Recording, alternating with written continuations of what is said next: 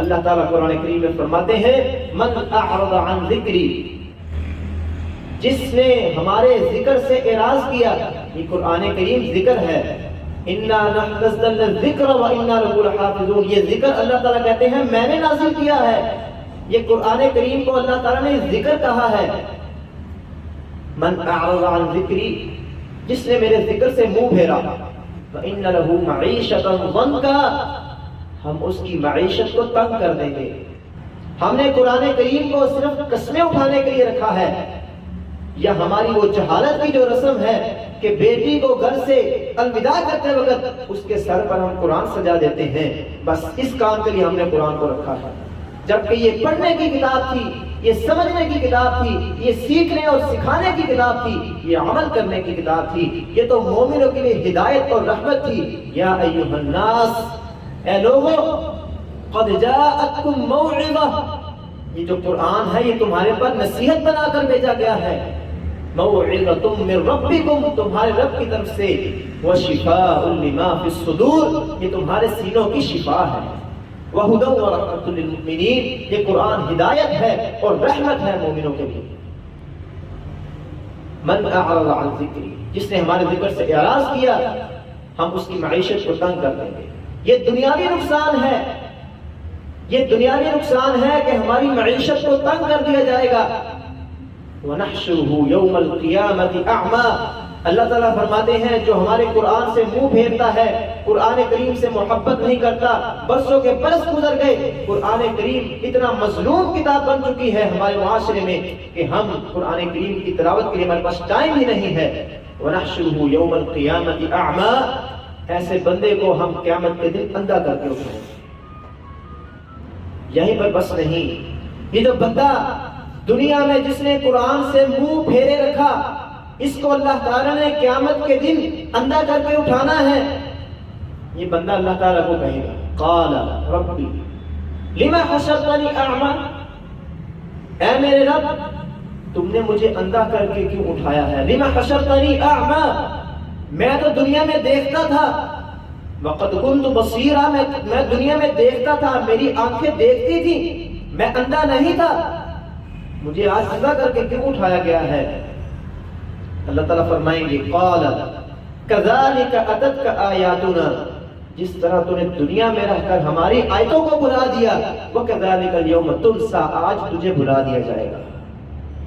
اور جو قرآن کریم کو پڑھتا ہے، اچھے تلفظ کے ساتھ، اچھی تجوید کے ساتھ پڑھتا ہے، جس کی ادائیگی اچھی ہے، خوبصورت آواز کے ساتھ پڑھتا ہے، اللہ صلی اللہ علیہ وسلم نے فرمایا الماہر بالقرآن مع السفرۃ الکرام البررہ، قرآن کریم کو مہارت کے ساتھ پڑھنے والا، تلفظ کے ساتھ پڑھنے والا، تجوید کے ساتھ پڑھنے والا، ایک ایک حرف کو صحیح صحیح ادا کر کے پڑھنے والا، قیامت کے دن اللہ تعالیٰ اس کو معزز فرشتوں کی صف میں کھڑا کرے گا۔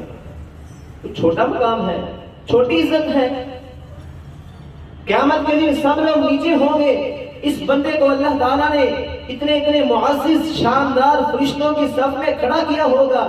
پوچھا جائے گا یہ خوش نصیب کون ہے؟ یہ وہ خوش نصیب ہے جو دنیا میں قرآن کریم کو مہارت کے ساتھ پڑھتا تھا، تلفظ کے ساتھ پڑھتا تھا۔ آج اگر دیکھا جائے ہم میں سے اکثر لوگ قرآن کریم غلط پڑھتے ہیں، اکثر لوگوں کی تجوید ٹھیک نہیں ہے، تلفظ ٹھیک نہیں ہے۔ ہم نے کبھی اس طرف توجہ ہی نہیں کی، ہمارے پاس ٹائم نہیں ہے کہ ہم روزانہ کسی قاری صاحب کے پاس جا کر 10 منٹ بیٹھ کر تلفظ ہی سیکھ لیں۔ وہ جو ایک حرف کے بدلے 10 نیکیاں ملنی ہیں، اگر ہم حرف غلط پڑھیں گے تو وہ 10 نیکیاں مل جائیں گی۔ اگر وہ حرف صحیح نہیں جو اللہ تعالیٰ نے نازل کیا ہے، وہ حرف اگر صحیح نہیں ہے تو کیا ہم اس 10 نیکیوں کے مستحق ہوں گے؟ وہ تو الٹا گناہ لے رہے ہیں ہم۔ یہ تلفظ کی غلطی کوئی چھوٹی غلطی نہیں ہے۔ الذین آتیناہم الکتاب یتلونہ حق تلاوتہ، اللہ تعالیٰ فرماتے ہیں جن لوگوں کو میں نے یہ کتاب دی ہے، یہ ہمارے بارے بات ہو رہی ہے۔ اللہ تعالیٰ قرآن میں ہمارے بارے یہ کہہ رہے ہیں کہ جن کو میں نے کتاب دی ہے، یہ قرآن دیا ہے، یتلونہ حق تلاوتہ، وہ قرآن کریم کی تلاوت ایسے کرتے ہیں جیسے تلاوت کرنے کا حق ہے۔ اور یہ کون لوگ ہیں جو تلاوت کا حق ادا کرتے ہیں؟ یہ کون لوگ ہیں؟ اولئک یؤمنون بی، یہی لوگ ایمان والے ہیں، یہی لوگ مومن ہیں۔ آج ہم دیکھیں ہم کتنا قرآن کا حق ادا کر رہے ہیں، ہم کتنا تلاوت کا حق ادا کر رہے ہیں۔ 24 گھنٹوں میں سے ہمارے پاس 10 منٹ نہیں ہے کہ ہم کسی استاد کے پاس جا کر، قاری صاحب کے پاس جا کر اپنی ہا اور ہا ٹھیک کر لیں، قاف اور کاف کا فرق ٹھیک کر لیں۔ یہ جو لمحات ہیں، جن لمحات میں آپ نے قرآن سیکھا ہوگا، یہ لمحات آپ کی قبر میں بھی روشن ہوں گے اور آپ قیامت کے دن بھی روشن ہوں گے۔ ایک بندہ جو کہتا ہے میں قرآن سیکھ رہا ہوں، میری زبان پر لفظ ہی نہیں چڑھتے، میں اٹک اٹک کر قرآن پڑھتا ہوں، سبحان اللہ، اس بندے کی شان کیا ہے؟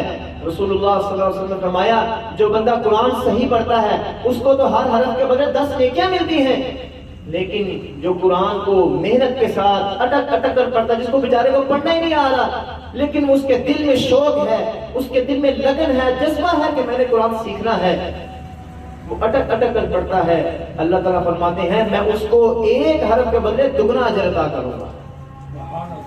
پھر بھی ہم نہ سیکھیں، پھر بھی ہم قرآن کی طرف نہ آئیں۔ خیرکم من تعلم القرآن وعلمہ، تم میں سے بہترین وہ ہے جو قرآن سیکھتا ہے اور قرآن سکھاتا ہے۔ اپنی اولادوں کو قرآن کریم کی طرف راغب کرے، قرآن کریم کی تعلیم دے۔ ساری چیزیں بعد میں ہیں، سب چیزوں نے دنیا میں رہ جانا ہے۔ آپ کی اولادیں جو قرآن کریم پر عمل کرے گی، قرآن کریم کی حافظ بنے گی، انہی اولادوں نے آپ کے کام آنا ہے۔ ایک بزرگ گزرے، 6 بیٹے اللہ تعالیٰ نے عطا کیے، 6 بیٹوں میں سے ایک بیٹا اللہ تعالیٰ نے نبینا پیدا فرما دیا۔ ہمارا یہ حال ہے، یہ کہانی ہم پر فٹ ہوتی ہے۔ ہم آج کل کیا کرتے ہیں؟ جو سب سے نکما ترین بچہ ہوتا ہے ہمارے گھر میں، جو سکول سے بھی فارغ، کام کاج سے بھی فارغ، جس کی شرارتوں سے ہم تنگ ہوتے ہیں، اس کو ہم کہتے ہیں چل بھی تو مدرسے جا کے قرآن پڑھ۔ یہ ہمارا حال ہے۔ جو ذہین ہوتا ہے، لائق فائق بچہ ہے، اس کو ہم بڑے سے بڑے مہنگے سے مہنگے سکول میں، کالج میں، یونیورسٹی میں پڑھائیں گے، اور جو بیچارہ نہ کام کا نہ کاج کا، اس کو ہم نے قرآن کے لیے رکھا ہے، چلو بھی تم جا کے قرآن پڑھنا۔ وہ بزرگ صاحب نے ایسا ہی کیا۔ وہ جو 5 بچے تھے جو دیکھنے والے تھے، ان کو سکول کی تعلیم دلوائی۔ وہ جو اندھا بچہ تھا نا، اندھا بچہ، وہ کہا یہ تو اندھا بچہ ہے، یہ کیا کرے گا؟ یہ نہ ڈاکٹر بن سکتا ہے، نہ وکیل بن سکتا ہے، نہ اسکول پڑھ سکتا ہے، چلو اس کو مدرسے میں داخل کروا دو۔ اس کو مدرسے میں داخل کروا دیا۔ اس نبی نے بچے کو کمزور سمجھ کر، ناتواں سمجھ کر، نکما سمجھ کر مدرسے میں داخل کروا دیا۔ وہ مدرسے میں چلا گیا، وہ ایک دن آیا، قرآن کا حافظ بن گیا، حدیث کا حافظ بن گیا، قرآن و حدیث کا عالم بن گیا، بہت بڑا شیخ بن گیا۔ اب وہ جو نابینا بچہ ہے وہ بہت بڑا شیخ بن چکا ہے۔ جو باقی 5 بیٹے ہیں وہ کوئی کسی پوسٹ پر کام کر رہا ہے، کوئی کسی پوسٹ پر کام، دنیا کے بڑے سے بڑے عہدے پر لگا ہوا ہے۔ والد صاحب فوت ہو جاتے ہیں، دنیا سے چلے گئے۔ ان کے کسی ساتھی کو خواب آیا، ملاقات ہوئی، ہاں جی حاجی صاحب کیا معاملہ ہوا ہے آپ کے ساتھ؟ اللہ تعالیٰ نے کیا سلوک کیا ہے؟ اللہ وہ کہنے لگے میں نے اپنے جس بیٹے کو اندھا سمجھ کر قرآن کے لیے مدرسے میں داخل کرایا تھا، وہ بچہ آج میرے جہنم کے آگے ڈھال بنا ہوا ہے، وہ مجھے جہنم میں نہیں جانے دے رہا۔ وہ اندھا بچہ جس کو میں نے قرآن کی تعلیم دلوائی تھی۔ اور پھر یہاں تک بس نہیں، اور کہا کاش میرے 6 کے 6 بچے اللہ تعالیٰ اندھے پیدا کر دیتا، میں 6 کے 6 بچوں کو قرآن کا عالم اور قرآن کا حدیث کا عالم بنا دیتا۔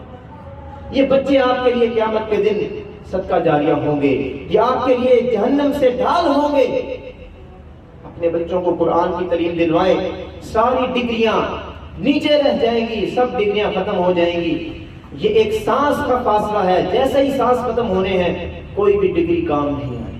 صرف قرآن کی ڈگری کام آنی ہے، حدیث کی ڈگری کام آنی ہے۔ اپنے بچوں کو قرآن کریم کی تلاوت، قرآن کریم سکھائیں، خود بھی سیکھیں۔ چلو خود نہیں سیکھ سکے، خود توڑ جوڑ کر کے تھوڑا بہت کوشش کریں، لیکن اپنے بچوں کو، سب کو یہ قرآن سیکھنا سکھانا صرف مولویوں کا وہ کام نہیں ہے کہ ٹھیک ہے مولوی قاری نے قرآن سیکھ لیا کافی ہے۔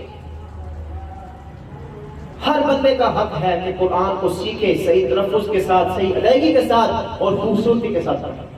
اور جو قرآن کریم کو صحیح تلفظ کے ساتھ نہیں پڑھتا، صحیح ادائیگی کے ساتھ نہیں پڑھتا، رسول اللہ صلی اللہ علیہ وسلم نے فرمایا من لم يتغنى بالقرآن فليس منا، جو قرآن کریم کو خوبصورتی کے ساتھ نہیں پڑھتا وہ مجھ میں سے ہی نہیں ہے، میری امت میں سے ہی نہیں ہے۔ اور جس بچے کو آپ نے قرآن کریم کی تعلیم دلوائی، آپ کا مقام پتہ ہے آپ کو کیا ملنے والا ہے؟ قیامت کے دن اللہ تعالیٰ نے ایسا ایک تاج بنا رکھا ہے، تاج تیار کر رکھا ہے، اس کی اتنی روشنی ہے، وہ اتنا پر نور تاج ہے کہ سورج کی روشنی بھی اس کے سامنے ماند پڑ جائے گی قیامت کے دن۔ کیوں؟ کیونکہ آپ حافظ قرآن کے باپ ہیں، حافظ قرآن کے ماں باپ ہیں، آپ نے اپنے بچے کو دنیا میں رہ کر قرآن کریم کی تعلیم دلوائی تھی۔ قرآن کریم سے محبت کریں، یہ رحمت ہے، یہ ہدایت ہے، یہ نور ہے، یہ روشنی ہے، یہ ظلمتوں کو، اندھیروں کو ختم کر دینے والی کتاب ہے۔ یہ ہمارے جو دل، یہ زنگ لگ چکا ہے، دل سخت ہو چکے ہیں، دل ہمارے زنگ آلود ہو چکے ہیں۔ رسول اللہ صلی اللہ علیہ وسلم نے فرمایا تلاوت قرآن ہمارے دل کے زنگ کو صاف کر دیتا ہے۔